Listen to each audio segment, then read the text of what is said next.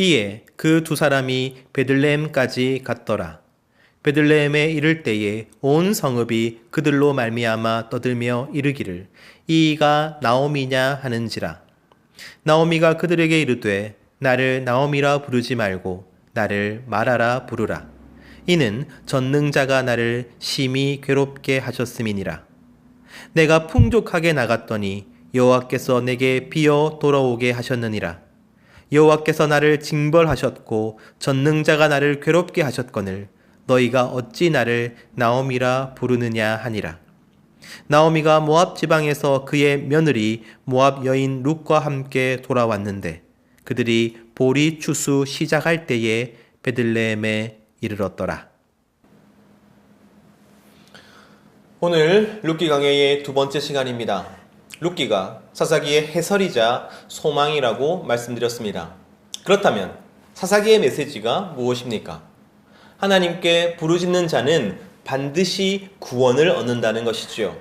자신의 힘과 능력으로는 아무것도 할 수 없음을 인정하고 오직 하나님의 긍휼하심과 은혜만을 구하는 자는 반드시 하나님의 구원을 얻게 될 것입니다. 룻기는 바로 그 복음의 원리를 한 사람의 인생을 통하여 보여줍니다. 그 인물이 바로 나오미입니다. 그래서 룻기의 진짜 주인공은 바로 나오미인 것이죠. 지난주 우리는 떡집 베들레헴의 영적인 흉년이 어떻게 나오미의 가정을 흩어지게 했는지 보았습니다. 그리고 흩어짐의 끝에서 나오미는 자신이 가지고 있었던 모든 것을 잃어버리고 빼앗기고 텅 비어져 버리죠. 그렇게 나오미는 베들레헴으로 돌아옵니다. 오늘 본문은 바로 그 귀향의 장면입니다. 하지만 오늘 본문은 나오미의 삶과 룻기 전체의 터닝 포인트이기도 합니다. 룻기는 단어 하나하나를 세심하게 골라서 아름답게 기술된 시적인 산문입니다. 한 사람의 인생이 절망으로 떨어졌다가 다시 온전하게 회복되는 V자 구조를 그리고 있습니다. 나오미의 인생의 절망은 룻기 1장 1절부터 5절입니다. 모두 71개의 단어로 이루어져 있습니다. 반대로 나오미 인생의 회복은 룻기 4장 13절부터 17절 똑같이 모두 71개의 단어로 이루어져 있습니다. 이렇게 나오미의 인생이 정확히 V자 구조로 이루어져 있는 것, 바로 그것이 룻기의 내용인 것이죠. 그리고 나오미 인생의 내리막길이 끝나고 다시 위로 올라가는 터닝 포인트가 바로 오늘 본문인 것입니다. 나오미라는 이름의 뜻은 기쁨, 아름다움, 즐거움, 어울림이라는 뜻입니다. 그러니까 그녀의 원래 삶이 기쁘고 아름답고 즐겁고 사람들과 어울리는 삶이었다는 것을 보여주지요. 하지만 베들레헴에 흉년이 닥칩니다. 나오미는 자신의 가족과 함께 모압으로 이주해야만 했습니다. 거기서 남편이 죽고 결혼한 두 아들은 자식을 낳지 못하고 차례로 죽습니다. 남편도 없고 자녀도 없고 기업도 잃었으며 기업을 이을 소망도 없어졌습니다. 나오미가 얼마나 큰 슬픔과 절망 가운데 빠졌을지 저는 상상도 할 수 없습니다. 룻기 1장 13절 하반절입니다. 내 딸들아 그렇지 아니하니라. 여호와의 손이 나를 치셨으므로 나는 너희로 말미암아 더욱 마음이 아프도다 하매. 며느리들을 다시 자기 민족과 가족에게로 돌려보내며 나오미는 너희로 말미암아 더욱 마음이 아프다고 말합니다.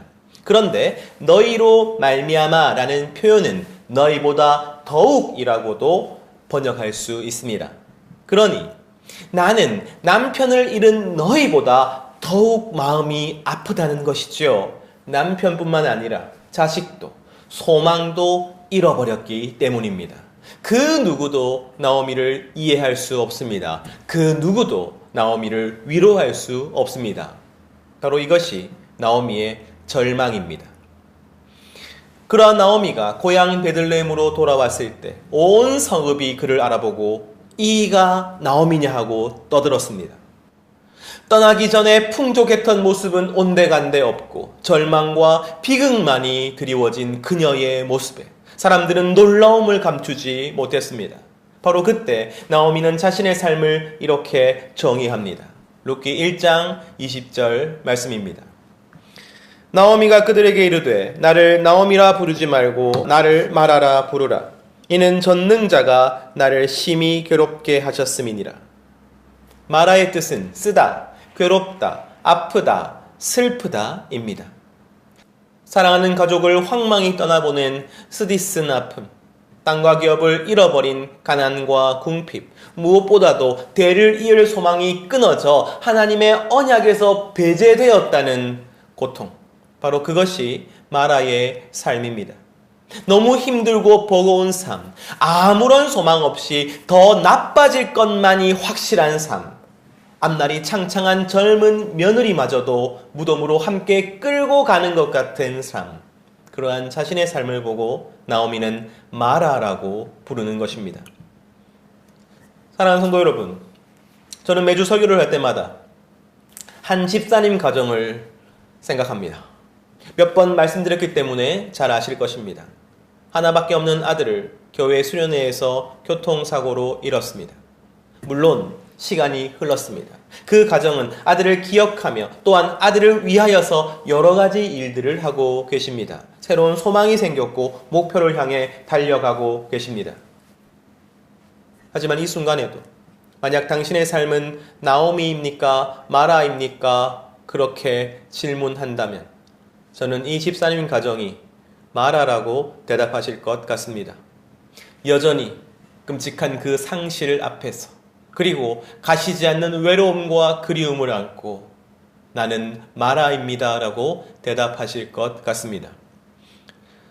사랑하는 성도 여러분, 우리 곁에는 병이나 관계나 실패나 죽음이나 다른 문제 때문에 마라의 삶으로 내려가는 사람들이 있습니다. 그리고 고통스럽고 소망 없는 마라의 삶에서 빠져나오지 못하는 사람들이 있습니다. 때로는 우리가 그러한 마라의 삶을 살기도 하지요. 특별히 성도가 마라의 삶을 살게 되면 커다란 혼란을 겪을 수밖에 없습니다. 나는 주님을 위해 삶을 들여 헌신했고 주님을 최선을 다해 섬겼음에도 불구하고 왜 이런 고통을 경험하는 것입니까? 이렇게 하나님에 대하여 의혹과 불만을 제기하게 되는 것이죠. 혹은 그러한 고난 앞에서 나는 그리스도인이고 신실하게 하나님을 믿음에도 불구하고 왜 이 고난 앞에서 절망하며 눈물만 흘리고 있는가? 나는 정말 믿음이 없는 사람인가? 이렇게 자신을 질책하고 죄책감을 더하기도 하지요. 그러나 삶에 찾아온 고통보다 더 괴로운 것은 고난에 대한 그릇된 관점입니다. 신실한 성도도 고난을 겪을 수 있습니다. 신실한 성도가 고난을 겪을 때 늘 기뻐하고 감사해야 하는 것이 아닙니다. 나오미는 그 사실을 알고 있었습니다. 룻기 1장 20절 말씀입니다. 나오미가 그들에게 이르되 나를 나오미라 부르지 말고 나를 마라라 부르라. 이는 전능자가 나를 심히 괴롭게 하셨음이니라. 내가 풍족하게 나갔더니 여호와께서 내게 비어 돌아오게 하셨느니라. 이 나오미의 말은 베들레헴으로 돌아왔을 때 그녀를 알아보고 반기며 또한 놀라는 사람들에게 한 말입니다. 하지만 이 말은 단지 그들에게 신세한탄하는 말이 아닙니다. 이 말이야말로 룻기와 나오미 인생의 핵심입니다. 왜냐하면 이 말은 겉으로는 베들레헴 여인들을 향해 말하는 듯 하지만 사실은 하나님에 대한, 하나님을 향한 탄식이기 때문입니다. 하나님께, 하나님 들으시라고 말하는 탄식이기 때문입니다. 그리고 이 탄식은 나의 모든 고난이 전능자부터라고 분명히 고백하고 있습니다. 사랑하는 성도 여러분, 나오미는 21절에서 하나님께서 나를 징벌하셨다고 말합니다. 하지만 이는 단지 그의 고통과 슬픔이 얼마나 큰지를 표현하고 드러낼 뿐입니다. 그리고 하나님의 섭리를 인정하는 말일 뿐입니다. 왜냐하면 성경은 절대로 모든 고난이 죄에 대한 직접적인 징벌이라고 말하지 않기 때문입니다. 지금 나오미가 고백하는 것은 나의 고난에 전능하신 하나님의 섭리 아래 있다는 사실입니다. 다시 말씀드립니다. 신실한 성도도 고난을 겪을 수 있습니다. 모든 고난이 죄와 실수 때문에 일어나는 것이 아닙니다. 그러나 모든 고난은 하나님의 크신 목적과 신비 가운데 허락됩니다. 우리는 고난의 이유나 목적이나 의미에 대해서 다 알 수 없습니다. 때로는 그 사실이 우리를 혼란스럽게 하고 더욱 슬프게 하지요.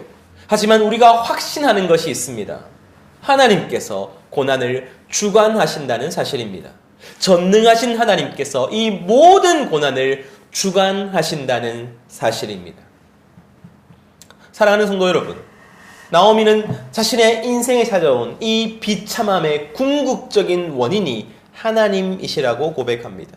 그는 자신의 삶을 하나님께서 여전히 다스리신다고 고백합니다. 바로 이것이 믿음입니다. 바로 이것이 신실한 성도의 모습입니다. 하지만 나오미는 그렇기 때문에 내가 괜찮다고 말하지 않습니다. 그는 의지적으로 감사하거나 기뻐하지 않습니다. 대신 그녀는 하나님 앞에서 웁니다. 자신의 삶이 매우 쓰고 고통스럽다고 하나님 앞으로 가서 웁니다. 자신이 매우 슬프고 막막하다고 하나님 앞으로 가 웁니다. 그렇습니다. 그는 하나님께 울고 있습니다. 사랑하는 성도 여러분, 시편에는 하나님을 향한 기쁨의 노래보다 훨씬 더 많은 탄식의 노래가 있습니다. 시편 기자들은 자신의 절망과 쓰디쓴 인생의 궁극적인 원인이 하나님이시라고 고백합니다. 왜냐하면 하나님이 나를 다스리고 모든 것을 주관하시기 때문이지요. 때로는 그 하나님께 눈물 흘리기도 하지만 하나님께 대들기도 합니다. 화내기도 합니다. 반론하기도 합니다. 하지만 그들은 자신의 슬픔과 절망을 그렇게 하나님 앞에 내어놓습니다. 바로 그것이 시편의 애가, 즉 탄식의 노래인 것이죠. 시편은 성도에게 자신의 쓰디쓴 인생을 하나님께 탄식할 수 있는 특권이 있음을 보여주고 있는 것입니다. 시편 51편 17절 말씀입니다. 하나님의 구하시는 제사는 상한 심령이라. 하나님이여 상하고 통회하는 마음을 주께서 멸시치 아니하시리이다. 왜냐하면 상하고 통회하는 마음이 하나님께서 구하시는 제사이기 때문입니다. 하나님께서 찾으시는 것이 바로 상하고 통회하는 마음이기 때문입니다.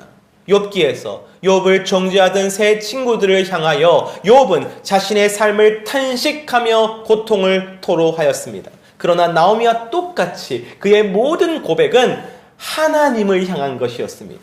다시 말해 친구들은 그러한 고통을 허락하시는 하나님에 대해서 말했지만 욥은 그러한 고통을 허락하시는 하나님께 말하였습니다.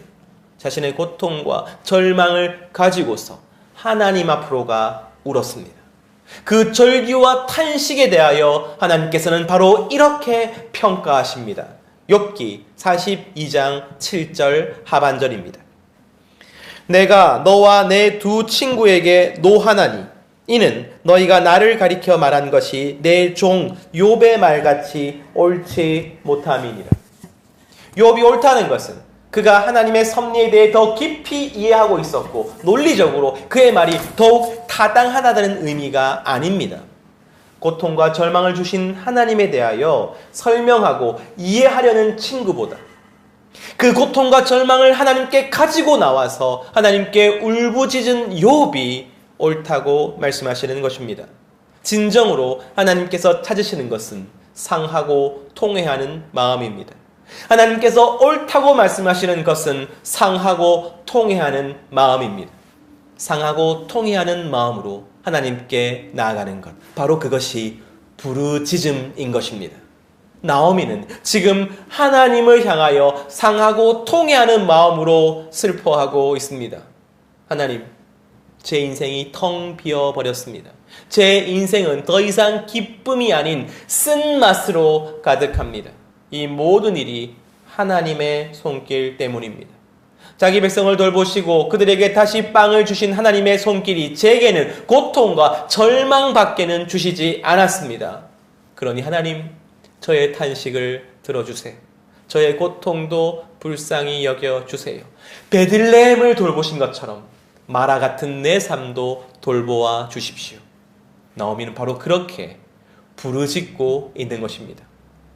바로 이것이 룻기의 터닝 포인트이자 사사기의 결론입니다. 상하고 통회하는 마음을 주님께서 외면하지 않으실 것입니다. 부르짖는 자는 하나님께서 반드시 구원하여 주실 것입니다. 마라의 삶을 사는 우리는 이 세상의 모든 절망과 고통을 하나님께 들고 나아갈 수 있습니다. 우리의 슬픔을 눈물로 토로하며 소망 없는 비참함을 들고 하나님께 부르짖을 수 있습니다. 그러할 때 하나님은 반드시 우리의 눈물을 닦아주실 것입니다. 그렇게 나오미는 하나님께 부르짖었고 바로 그것이 나오미의 마라 인생의 터닝 포인트였습니다. 하나님께 슬픈 노래를 부르는 나오미, 하나님께 고통을 부르짖는 나오미, 그 나오미를 하나님은 긍휼히 여기십니다. 그리고 나오미에게 곧바로 응답하십니다. 그 이후의 룻기의 모든 내용은 하나님께서 응답하시는 내용뿐입니다. 텅 비었던 나오미를 다시 채우시는 내용뿐입니다. 그의 내리막 인생이 끝난 것이지요. 하나님은 곧바로 보아스를 준비하십니다. 그리고 룻이 보아스의 밭에서 이삭을 줍게 하시지요. 보아스가 룻을 보게 하시고 룻에게 말을 걸게 만드십니다. 그리고 결국 보아스와 룻이 결혼하게 만드시죠.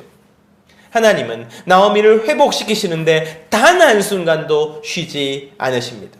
룻기 4장 13절에서 15절 말씀입니다. 이에 보아스가 룻을 맞이하여 아내로 삼고 그에게 들어갔더니 여호와께서 그에게 임신하게 하심으로 그가 아들을 낳은지라. 여인들이 나오미에게 이르되 찬송할지로다. 여호와께서 오늘 내게 기업 물을 자가 없게 하지 아니하셨도다. 이 아이의 이름이 이스라엘 중에 유명하게 되기를 원하노라. 이는 내 생명의 회복자이며 내 노년의 봉양자라. 곧 너를 사랑하며 7 아들보다 귀한 내 며느리가 낳은 자로다 하니라. 마침내 보아스와 룻이 결혼하여 아들을 낳습니다. 이 아이는 엘리멜렉과 나오미의 후손이 될 것입니다. 그래서 나오미와 룻이 그리고 그 가문이 하나님의 약속과 축복 안에 있다는 증거가 될 것입니다. 그리고 이 아이를 위하여 베들레헴 여인들이 노래합니다. 슬픔의 노래가 기쁨의 노래로 변화하였습니다. 하나님은 마라가 하나님께 눈물로 부르짖자 그를 다시 나오미가 되게 하셨습니다. 나오미는 이제 손자와 기업과 가문과 그리고 하나님의 은혜와 축복으로 가득 채워졌습니다. 하지만 나오미가 얻은 진짜 회복, 가장 완벽한 충만은 따로 있습니다. 룻기 4장 17절 말씀입니다. 그의 이웃 여인들이 그에게 이름을 지어두되 나오미에게 아들이 태어났다 하여 그의 이름을 오벳이라 하였는데 그는 다윗의 아버지인 이새의 아버지였더라. 나오미의 텅 빔은 다윗 왕을 넘어서 궁극적으로 예수 그리스도로 이어지는 구속사의 흐름에 합류하게 됩니다. 슬픔 이전의 모습으로 회복되는 것이 아닌 것이지요. 그보다 훨씬 더 영광스럽고 훨씬 더 충만한 기쁨을 얻게 하신 것입니다. 그러므로 나오미가 마라가 된 것은 예수 그리스도를 품는 슬픔이었습니다. 나오미는 예수 그리스도를 품는 마라였습니다. 사랑하는 성도 여러분, 마라에서 미리암이라는 이름이 나옵니다. 그리고 신약 시대에 아람어를 쓰게 되면서 미리암은 여러분 마리아라고 불리게 됩니다. 마라는 마리아입니다. 이 쓰디쓴 삶의 이름 마리아는 수백 년 후에 생명의 떡이 없는 떡집 베들레헴으로 올라가 생명의 떡이신 예수 그리스도를 잉태합니다. 그리고 예수님은 모든 마리아의 소망이 되십니다. 모든 마라의 소망이 되십니다. 어떻게 해요? 그분은 마라 중에 마라가 되셨습니다. 예수님은 십자가 위에서 하나님의 진노를 감당하시며 어찌하여 저를 버리셨나이까라고 외치십니다. 그리고 그분은 우셨습니다. 그 탄식은 나오미의 그 전능자가 나를 괴롭게 하셨거늘이라는 외침보다 훨씬 더 깊고 쓰디쓴 마라의 탄식이었습니다. 사랑하는 성도 여러분, 왜 그분이 그렇게 텅 비셔야 합니까? 텅 빈 우리의 인생을 부요하게 채우시기 위해서입니다. 죄 가운데서 영원히 마라로 살아야 하는 우리를 대신하여 그분은 십자가에서 모든 것을 잃으시고 죽음을 끌어안으셨습니다. 그러나 그분은 부활을 통하여 만물을 충만케 하시는 하나님의 충만함으로 우리를 가득 채우십니다. 그러므로 우리가 삶의 절망과 슬픔 가운데 탄식하며 하나님 앞에 나아갈 때에 그분은 결코 우리를 외면하지 않으십니다. 우리의 탄식을 받아주시기 위하여 십자가에서 탄식한 그 아들의 외침을 거절하신 분이 우리 하나님이시기 때문입니다. 그러므로 우리의 가장 큰 소망은 미래의 불확실한 가능성에 있지 않습니다. 우리의 소망은 이미 확정된 결과, 곧 생명의 떡이신 예수 그리스도께 있습니다. 로마서 8장 38절에서 39절 말씀입니다. 내가 확신하노니 사망이나 생명이나 천사들이나 권세자들이나 현재일이나 장래일이나 능력이나 높음이나 깊음이나 다른 어떤 피조물이라도 우리를 우리 주 그리스도 예수 안에 있는 하나님의 사랑에서 끊을 수 없으리라. 모든 마라의 인생은 여기에 다다릅니다. 바로 이것이 우리가 도달한 회복의 자리입니다. 상실이나 생계나 실패나 문제가 해결되는 것에서 그치는 것이 아니라 예수님과 영영이 함께하는 회복입니다. 영원히 생명을 누리게 하시는 회복입니다. 사랑하는 모든 이들이 천국에서 함께하게 되는 회복입니다. 바로 그 시작이 여러분 마라였습니다. 마라가 하나님께 부르짖을 때 그는 예수님을 품게 되는 것입니다. 예수님께 나아가게 되는 것입니다. 예수님을 닮아가게 되는 것입니다. 예수님이 모든 마라의 소망이 되시는 것입니다. 그러므로 사랑하는 성도 여러분, 슬픔을 억누르지 마십시오. 괜찮은 척, 아무렇지 않은 척 하지도 마십시오. 자신의 마라 인생을 놓고 그리고 주님께서 내게 붙여주신 마라 인생들을 위하여 하나님 앞에 가셔서 우십시오. 하나님 앞으로가 슬퍼하십시오. 부르짖으십시오. 바로 그때 우리 주 그리스도 예수 안에 있는 하나님의 사랑이 우리를 가득 채우게 될 것입니다. 우리를 위하여 마라가 되셨던 예수님의 손길을 만나게 될 것입니다. 마라에게 주시는 진짜 위로, 마라에게 주시는 진짜 회복을 경험하게 될 것입니다. 우리의 가장 큰 소망이 재물이나 건강의 회복이 아닌 이미 확정된 결과이신 예수 그리스도에게 있음을 선포합니다. 우리가 그리스도 예수 안에 있는 하나님의 사랑에서 끊어지지 않음을 확신하고 주님만이 주시는 참된 위로와 기쁨을 누리게 되기를 간절히 소망합니다. 그 참된 위로와 기쁨이 마라의 시간을 살아가는 모든 이들에게 속히 주어지기를 간절히 소원합니다.